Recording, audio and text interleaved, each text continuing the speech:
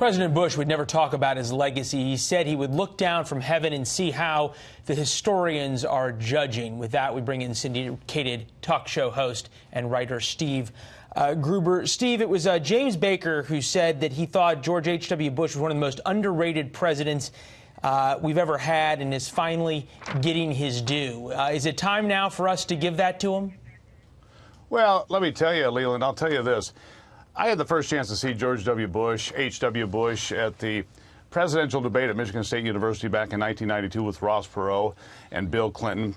And I also had the opportunity to meet the man twice after he was out of office. He was a genuine figure, a bigger-than-life figure, a man who was everything that you've heard. He was honest. He had unique qualities. He stood up and shook your hand and had a genuine interest in who you were as a person. I think that's some of the takeaway. I mean, here's a guy who was a combat pilot, ambassador to the United Nations, a gentleman who served America for decades, but I think truly believed in America, in the people, and when he would stop and talk to people and shake their hands, he meant it.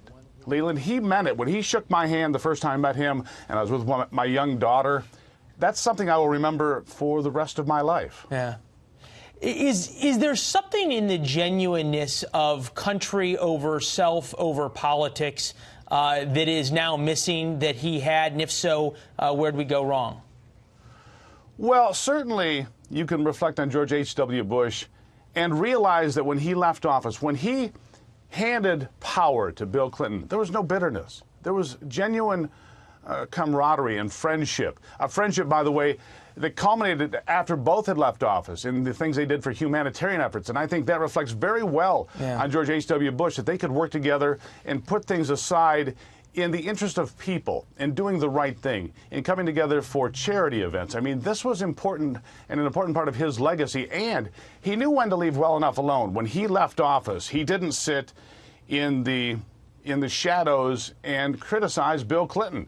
And many Americans would say there was plenty to criticize, but he didn't go there. Yeah. He had respect for the office. He had respect for the job he was doing, and I think that carries on. And I think that's why we're hearing things today. I think I heard Franklin Graham say here earlier today, he was a gentle giant. And I think there's a lot of truth to that. He was a man who will, I believe, be treated well by history. Well, he certainly is today.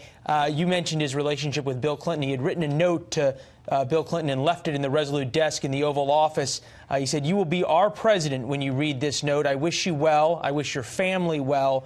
Your success is now our success.